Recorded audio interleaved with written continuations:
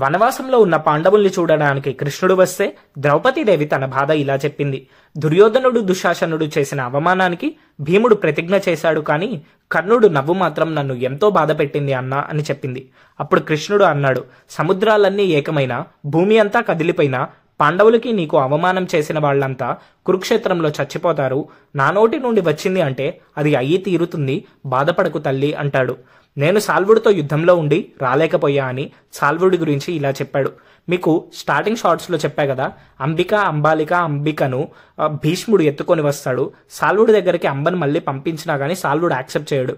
అప్పుడు అంబే తర్వాత శిఖండిగా మారి భీష్ముడి చావుకు కారణమవుతుంది.